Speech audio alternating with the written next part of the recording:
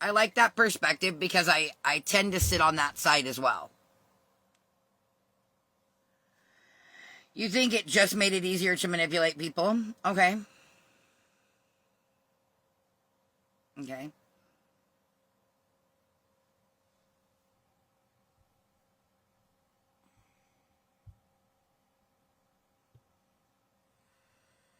More control.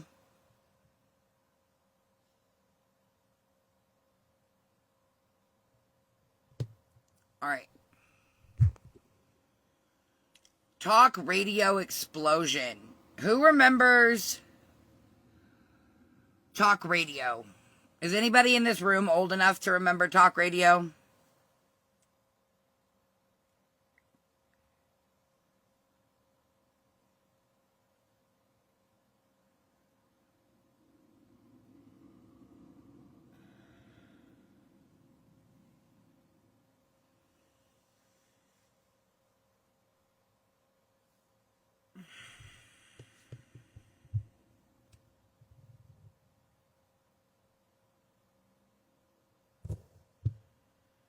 Your dad listened to Rush Limbaugh?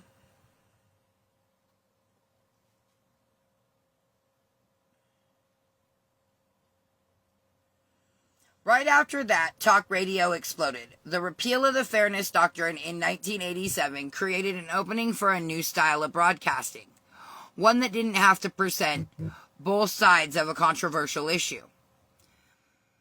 In 1988, 1 year later, Rush Limbaugh launched his national show, which quickly became a cultural phenomenon and a massive voice on the right.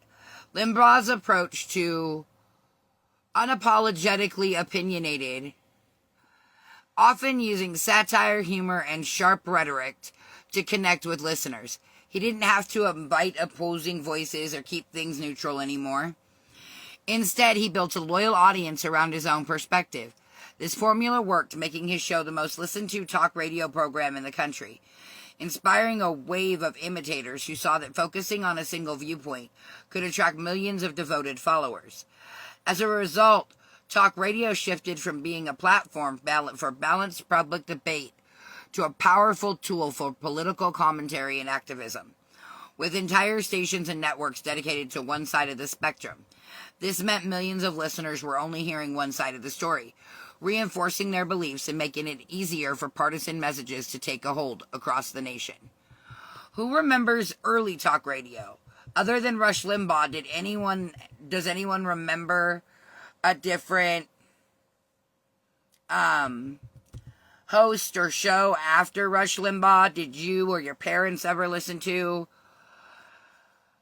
And did listening to Rush Limbaugh as a child actually shift or shape your view? Good morning, Bracelet. Did you safely land? Are you good? Praying you're good.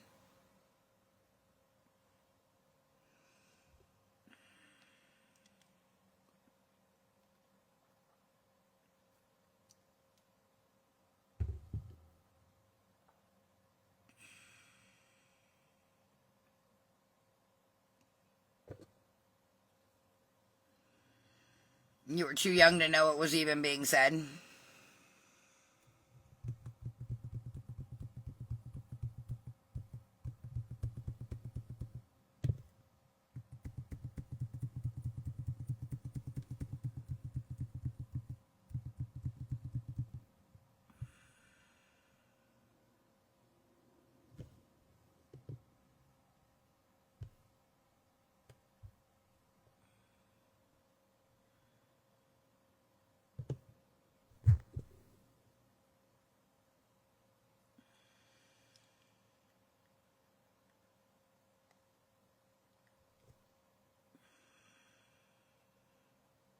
All right, guys, let's jump into the next slide.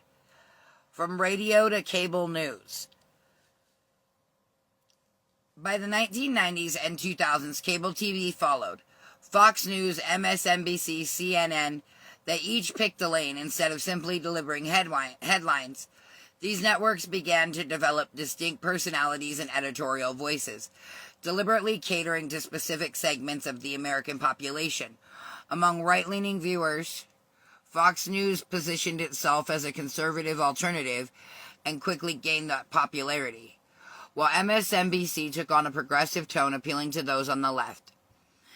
CNN, once known for just facts approach, started adopting a more personality-driven programming in response to competition, blurring the line between objective reporting and commentary.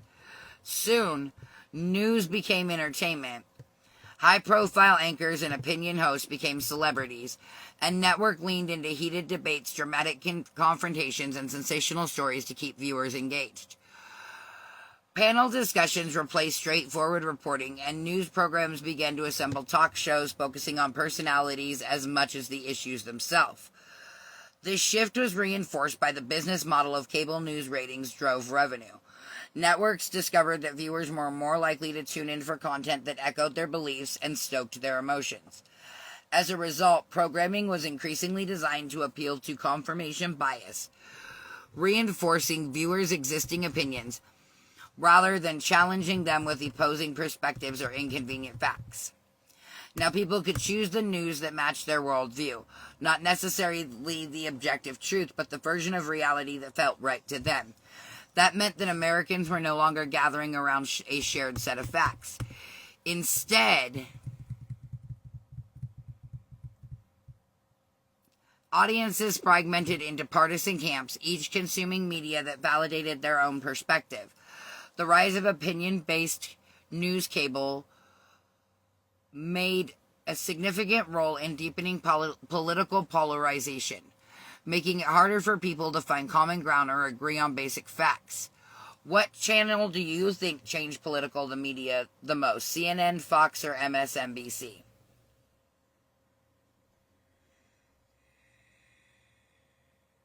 No, there's definitely not. We're going to get into that. You can definitely talk about the repeal of the fairness doctrine as to why we're so politically polarized now. That is absolutely fact.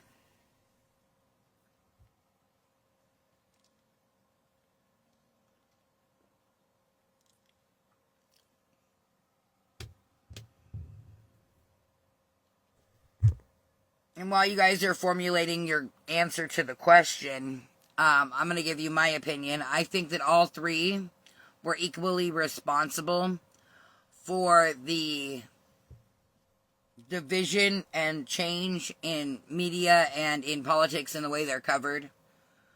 That's just my opinion.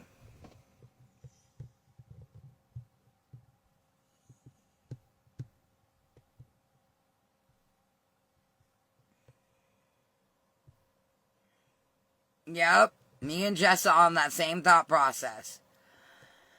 I think they're all equally responsible for the polarization in America. Absolutely. Hey, Miss Ruth.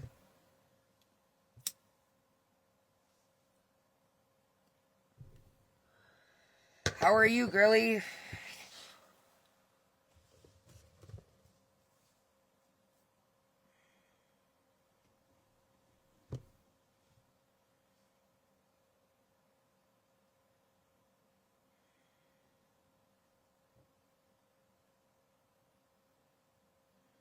Girl, it happens.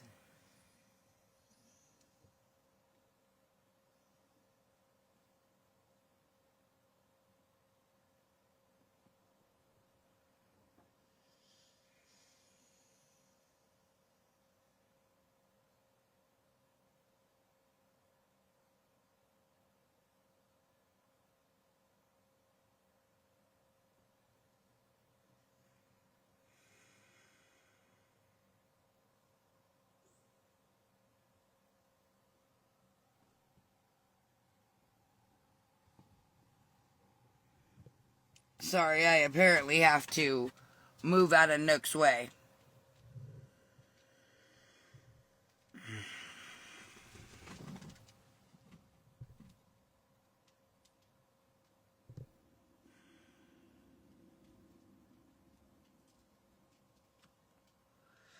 Life happens, life be lifing, girl.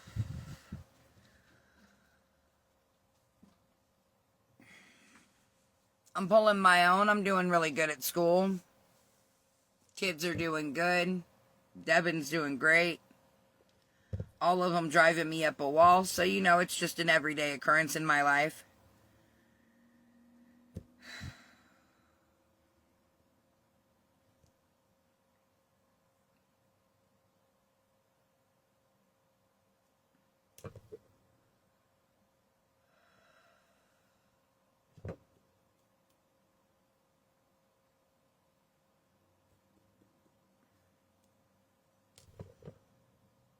I sent you a quick update in your inbox. All right, the impact. This is what we were just talking about.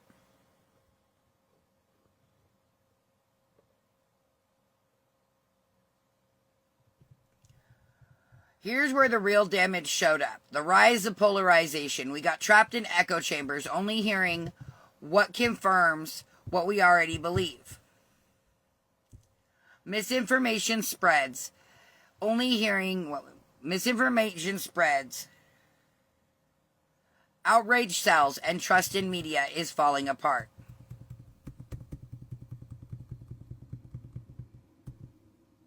So that's what you guys were talking about. Hey, Ann, good morning.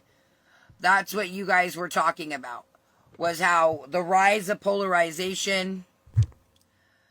You guys were talking about how the rise in polarization, how we're so more divided than we ever were. That's what you were talking about, Trish. It's because of the repeal of the fairness doctrine by the FCC.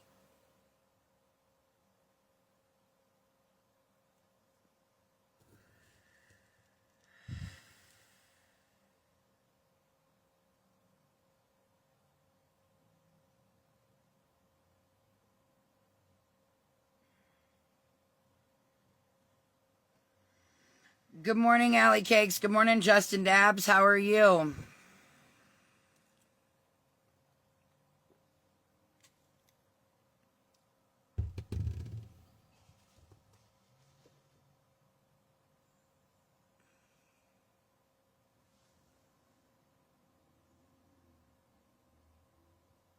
We are discussing the repeal of the 1987 repeal of the Fairness Doctrine.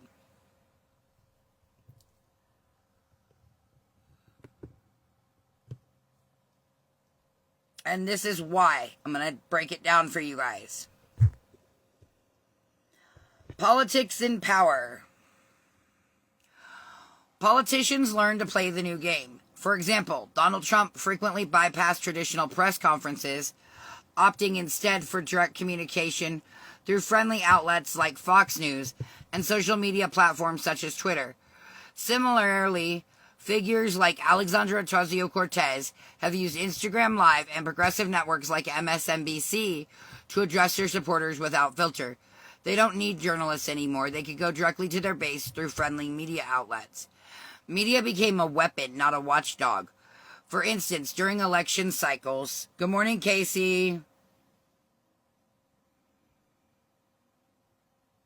During election cycles, candidates often appear on channels that align with their political leanings to rally their followers and sharpen narratives favorable to their campaigns, while sometimes dismissing tougher questions from the less sympathetic outlets.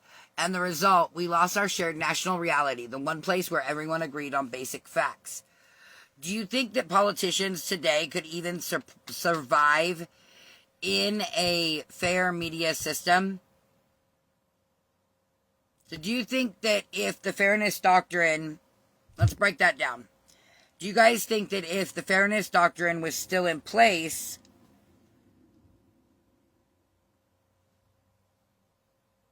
that politicians today could survive in the media? Morning, Casey. Good morning, Mama.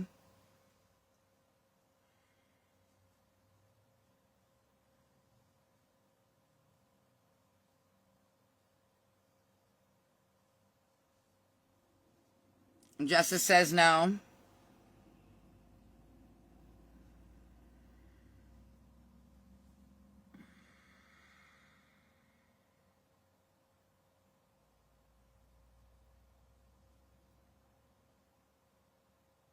Melanie said no.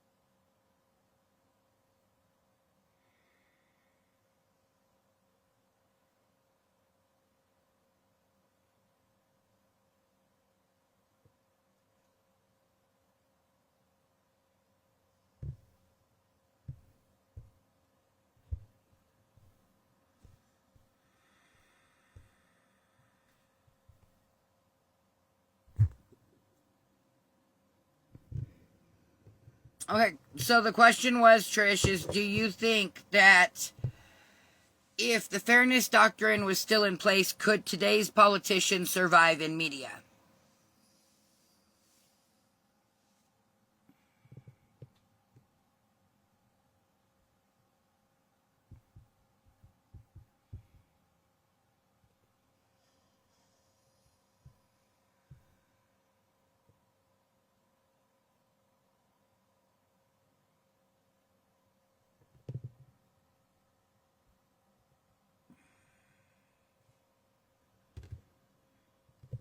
If any politicians could survive in today's media if the fairness doctrine was still in place?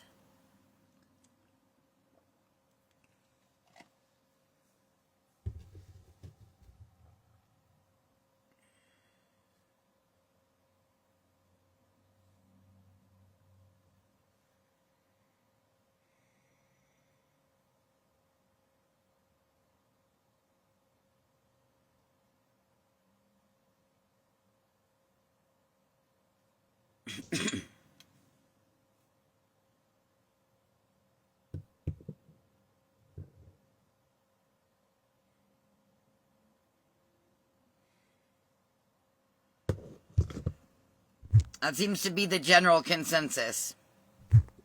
All right, let's get going. Today's landscape.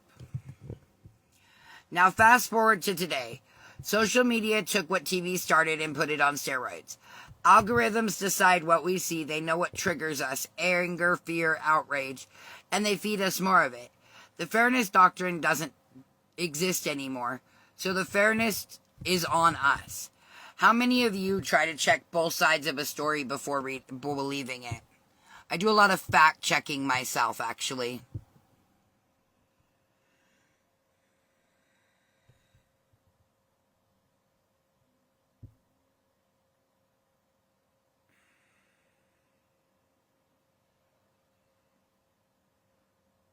Hey, Miss Bracelet.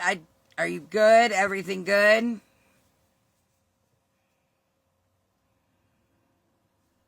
It's always good to fact check. So here's the big takeaway.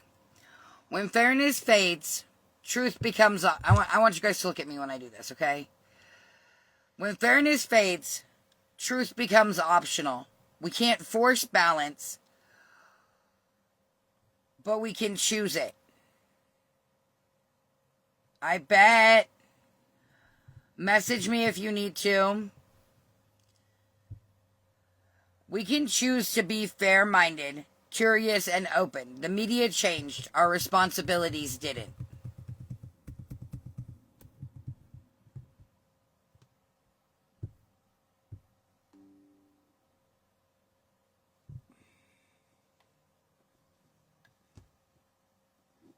Oh, okay. I'll fix that in a minute.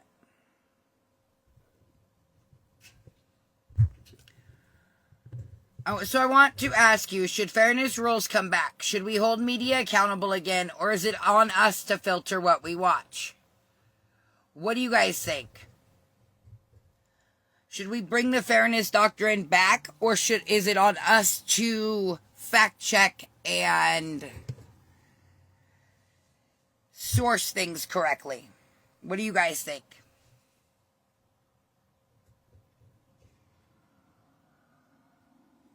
You think it's on us?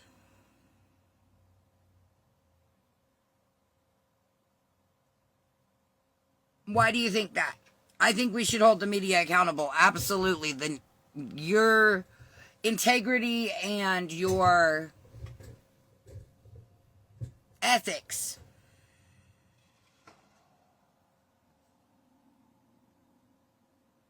We should always fact check, but holding them accountable is what we need to do. We shouldn't have to fact check our own news media.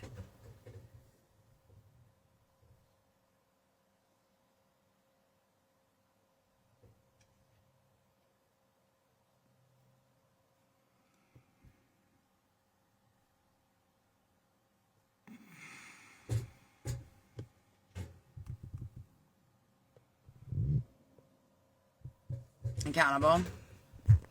All right, guys, thank you so much for hanging with me this morning. This conversation matters because how we get our information shapes how we see the world. I want you guys to do me a favor.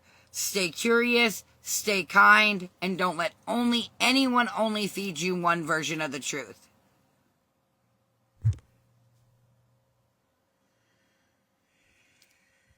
Exactly.